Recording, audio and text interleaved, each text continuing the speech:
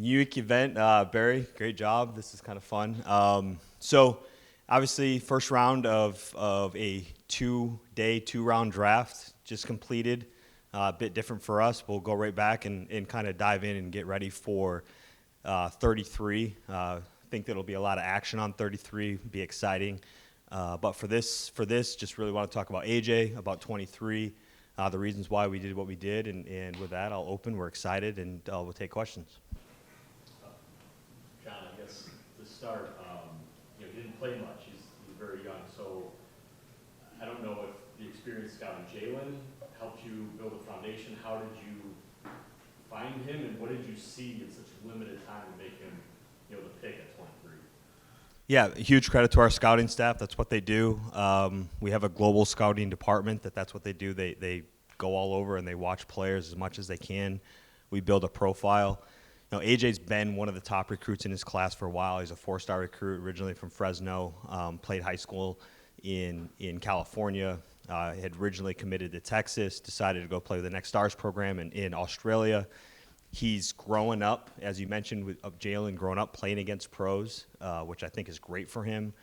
And although he didn't play a lot last year in a really competitive NBL in Australia, he grew a lot. Physically, he grew a lot. Mentally, he grew a lot. And you could see the improvements as you studied his film and you watched him, then getting an opportunity to spend time with him in the draft combine process and in the draft workout process. So, we're really excited about AJ. When he plays and how quickly he develops and how quickly he earns his opportunities to be determined. But this is a player with great athleticism, speed, talent. I love his mentality, toughness, and so we're really excited. Just as one of the best teams kind of in the league over the last couple of years, how do you try to balance out drafting one of the skinniest, youngest kids in the draft this season and trying to think about how that might fit for a team trying to make a championship push? Yeah, I think part of it is looking at the growth and development of our current roster. I think we saw AJ Green get on the floor last year. We got Andre Jackson get on the floor. Marjon has been able to get on the floor. Chris Livingston's having a great summer. We have a roster with young players that are growing and developing, have figured out how to contribute already on our team, a really good team. Doesn't mean that AJ Johnson, we've got a lot of AJs, AJ Johnson can't do that. But I feel very confident about the group that we have already, and so that gives us an opportunity for him to grow and develop in the right way, mature in the right way, both physically and his game. But he's got incredible speed, quickness. He's got a pass-first mentality, but with a really high-level scoring game. And so I think he also fits within that crew skill set-wise. I think those guys all have different skill sets that they can bring to our table, and he brings something that maybe, Andre Jackson is the only other one that really brings from a speed component. I love the way he plays at different gears. He can go fast. He can play in second gear, third gear. He can really slow it down. He's great at deceleration, which is something that we study a lot. And so his change of pace, I think, is going to give him a chance to, although he is skinny, he's a lot stronger than he was. He's already getting stronger. He's got a great frame. But that's not going to be his gift. It's his speed and his fluid athleticism and really his mentality. So, Jon, he since he didn't go to Texas, can you think off the top of your head your tape you've seen him in Australia where he's playing against guys that are going to be in the NBA? That there are a couple of players that come to mind that your scouts mentioned in terms of the competition you faced the last couple of years?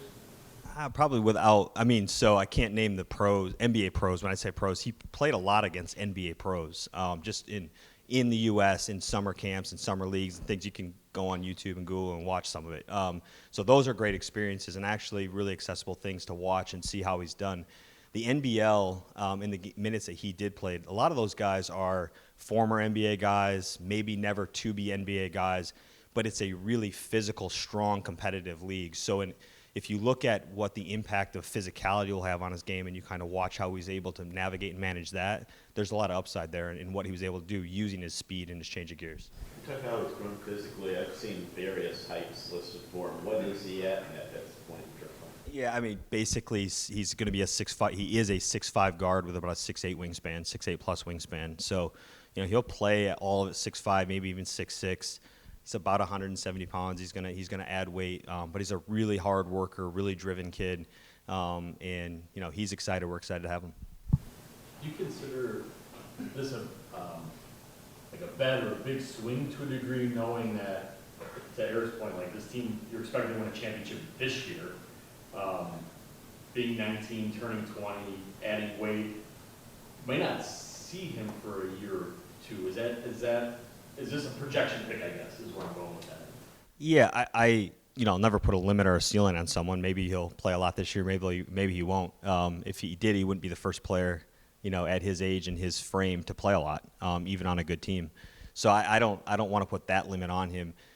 When you get in that part of the draft, the assessment we had to make is here's a handful of guys that are win now. Here's a handful of guys that maybe have a higher development curve or a longer runway. I think he's a combination of both. He has, in my mind, obviously in our group's mind, a defined elite skill set with speed and athleticism. I mean, he is very quick. He's very shifty. He's very fluid, and he knows how to play. And so I think when you have something that you can count on, it gives you a chance to get on the floor, and it gives you a chance to build from somewhere.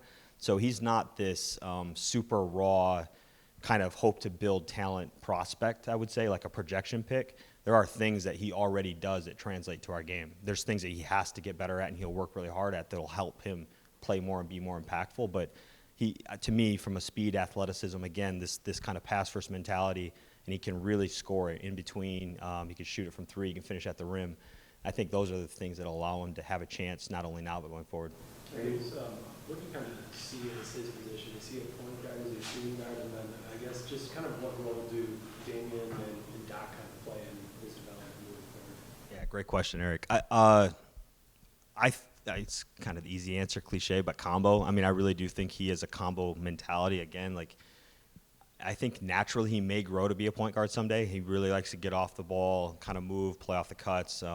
Watch a lot of his highlights, a lot of back cutting, finishing at the rim, getting out in transition. So I don't think he's a ball-dominant point guard, but I do think he could end up being more of a facilitator point guard down the road. I think Doc and Dame have an incredible chance to have an impact on his development. I think our new coaching staff and the development mindset of our new coaching staff will have a big impact. But I think all of our vets, it's one of the reasons why we feel comfortable making a play on a player like him is because we think he can grow within our culture and not in a sense that we need to rush him to anything. We'll hopefully be really good if he plays a lot, and we'll hopefully be really good if he doesn't play a lot. And I think there's a chance to someone to really grow and develop in the right way when you have that type of dynamic around them. You mentioned the mental growth for me as well. I'm sure he didn't go there expecting to play just 8 minutes. Is there something about the year that he spent there, how he handled that kind of stuck out to you in addition to the physical traits stuff? Yeah, good question. He's like all these players and all of us in life have different adversities that we went through. And he's had multiple steps where he hasn't chosen what would be the most natural, easy path. I mean, at his age, to go over and play in Australia in a tough league, not play a lot, there are a number of people who have taken that circumstance and quit and come back. And he didn't. He really kind of embraced it and he grew from it. Has great connections there because of it when we really dive into his background and do all the intel. And you talk to him about it. And so, yeah, for me, that was a strong positive for him to go over there, kind of endure that opportunity, and really break away from home and do that at a young age. That's not an easy thing to do. I couldn't have done that when I was his age, and I surely wouldn't have done it if I wasn't having fun and not playing. And so the fact that he was able to kind of find happiness in that environment, learn something from it, bring it back, and be better, I mean, he really did improve his position within our NBA world through a tough situation. So that does say a lot to me. When you look at his game, what he can be, is there any current or former NBA player he kind of reminds you of in terms of just that projection anyway? Yes, but I don't know if I can or can't. I'm not going to really mention other names up here. But, yeah, absolutely. I think there are some of the quicker, think of the 6'5" guards that, 6'8" wingspans that are play on both sides of the ball that play in our league. And he has a frame that a lot of guys that have had success in our league have at his age, and then they fill out in a really appropriate way. None of them are 225 or 230 pounds. They're kind of wiry, strong, 200-pound guys that can really, really, go with speed. And I think he has a chance to do that. What do you feel like when you met him for the first time? I don't know when that was or kind of how it went, but just kind of him as the person. We talked about him as a player. Yeah, I think you're all going to really enjoy him, and hopefully we'll figure out a time here soon to spend some time with him. Just he's got a smile that you saw when we drafted him that's just unbelievable. Very confident in how he speaks. He's very polite, very smart, and so yeah, he's just he's a really mature young player, young person. that has had a lot of different things in his life that I think have helped define who he is, and you can see that. And it's, he's just a really focused, driven, kind of mature young guy, and I think you're all going to love him. I guess 10 minutes, and maybe this goes without saying, but just the intention is to sign him and to have him on the team for this year. Absolutely. Okay.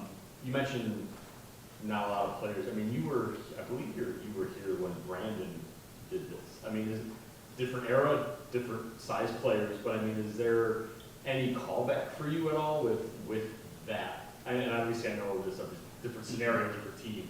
You're not going to ask him to play 2 games and lead a team as a point guard, but. 100%. And I did live through the whole process, Brandon. Watched him a ton, scouted him a ton. Great pick, in my opinion, by John Hammond and the Bucks, where Brandon was drafted. Brandon had a chance to go play at Arizona, left to go play at Lodomatica in Rome, went and played against pros, European pros at a young age in Lodomatica. And the thing that was stunning about Brandon then and really helped him in the league wasn't being big and strong. Brandon was probably 165 pounds and 6'2", maybe 6'3". When we drafted him, it was his speed. Brandon had incredible speed, incredible shiftiness, real competitive nature. And so, I'm not saying that they're the same player at all, but there are some similarities. There was absolutely callback through this process. What level of consideration did you give to trading this pick in an attempt to bring in someone who would either help now or for future draft considerations to give yourself flexibility down the line? Yeah, if you could have had a little glimpse into our real draft room, not the one that they showed, you would have seen, complete chaos and controlled chaos and planning. I mean, up until the moment when you make the pick, planning for every scenario. If our guy's not there that we want to take, how are we going to trade out? Which player trades can we execute using this asset? Which future assets can we pick up to do a different player trade using this asset? So all those things were considered right down to the wire, as they always are. And then we made the decision we thought was best for us at that time. And how does tonight's selection help inform tomorrow? I think there is a component of roster balance to it, and I think and asset management. This is a little bit new for all of us, having this amount of time in between. I expect a number of phone calls and text messages by the time I get back on 33. We like the group of players that are available right now at the top of the draft tomorrow, and we're at the top of the draft, which is a great position to be. I think positionally it informs it to some extent in asset management. The fact that we use the asset for a player that's going to be on our roster next season informs it. But again, we really do like some players that are there. I could see us taking one of those players, and I'm sure there'll be some opportunities to kind of chop up the asset or kick it down the curb or do different strategic things with our roster that we'll like also. And we've got less than 24 hours to figure it out, and we will. How much of a role did Doc Rivers play in this book? Yeah, no, he's been great. Doc's been at a number of our workouts. He's got a homework assignment, as he would tell you right now tonight. He's watching the top 4 or 5 guys for the draft tomorrow to have an informed opinion. Spent a lot of time in our draft room over the last few days. He's been great. He very appropriate involvement in kind of understanding and support of me and our group and asking the right questions. And as I told him going into it tonight, you've done this a ton of times. You've seen a lot of draft rooms. This is our first time doing it together. Like, I don't have any ego in this thing. You see something, speak up. Put us on track. If we're missing something, it's chaos in there. We've got a lot of people working on a lot of projects in a time-condensed format, and kind of every experienced opinion matters, and so he's been great. I guess when you look at it, what do you kind of see as like the team's needs this offseason?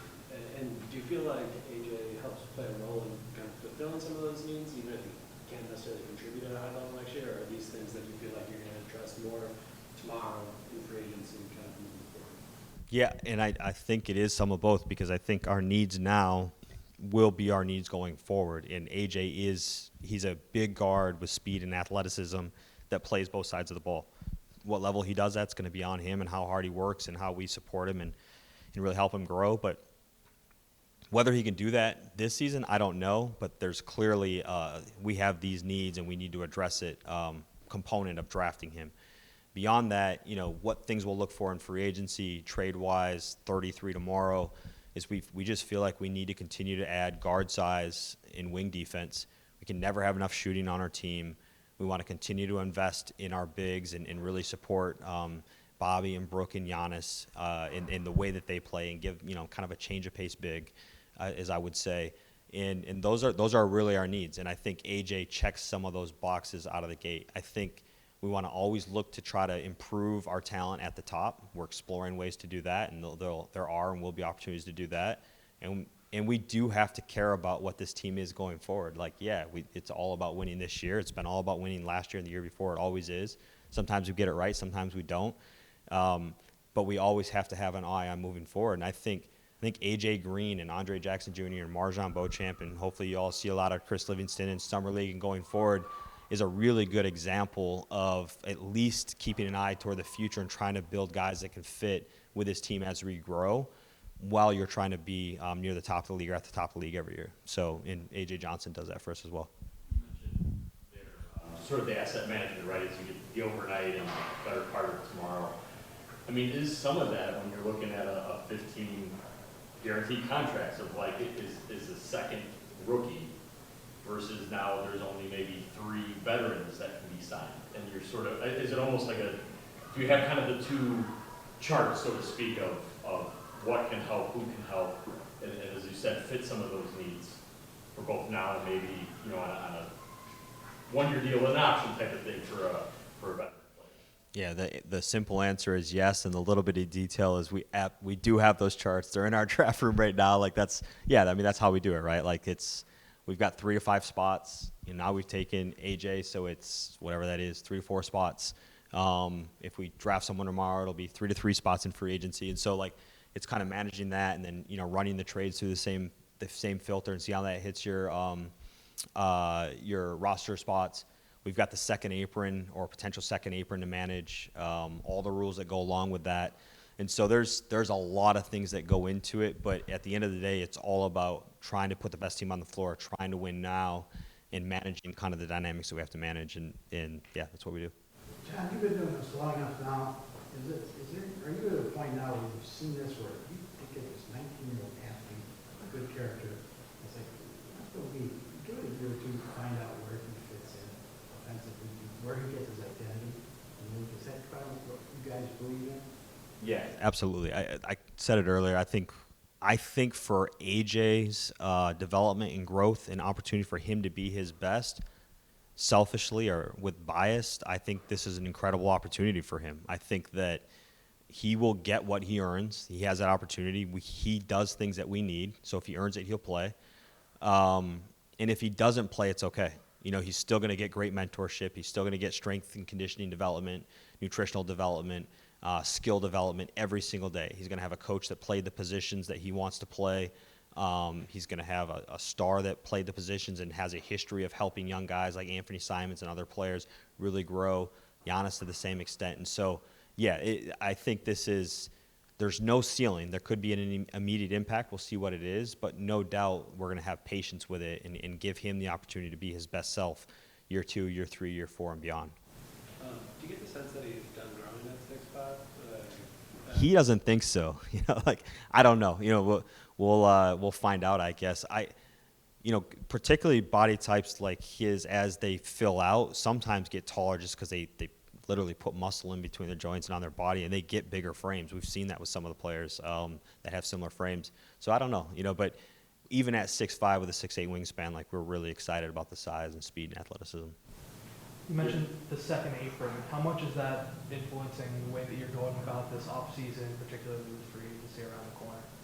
Yeah, where we land is to be determined, really. But it always influences it. The league's rules relative to the cap, dictate all of our decisions, right? Depending on where you're at in it. So it's always part of it. It's a big part of it. It's kind of the fun part of it. It's where the strategy and all the kind of collaboration and looking for little wrinkles here and there really becomes a benefit, I think, and an advantage to teams that can do it well. I think we do it really well typically, and so it's hard, but it's kind of fun. Do you enjoy just having extra time to think about what you're going to do for the second round versus, you're getting it all done in one day in the past? Does that help at all? Yeah, I or somebody will tell you tomorrow. I think so. I've always liked the pace of the draft, even to the going from 5 to 2 minutes, and I think if you're ready and you're prepared, you can take advantage of that in executing smart deals. This is a new challenge. Now it's how do we manage this time in between? How do we, generate interest? How do we manage all the things that come at us? So I don't know yet. Like, this is new for us, but I'll literally go back and kind of dive into it, and we'll find out. It's here to stay. So I think it's a great asset for the league. I didn't get to watch much of the broadcast tonight, and maybe I'll go back and watch it. I've heard it was really good. I think it's really good to generate interest for our league. It is compelling storylines. People seem to like it, so I like that they split it because it's good for the league. You mentioned things you're looking for now in the future. The doc at this season ender had talked about athleticism and things like that. I mean, I know you can't control where players go or who's signed, but is there maybe a thought of finding those sweet spot veterans 5 to 8 years in the league who are in their 20s still, or 30s? And I'm not saying a 35-year-old still can't get the job done, but is there maybe a thought there? You've kind of done that the last few off seasons to varying degrees of success, but I don't know, how are you kind of looking at free agency in that way? Are you maybe shifting the types of players or that you might be looking for?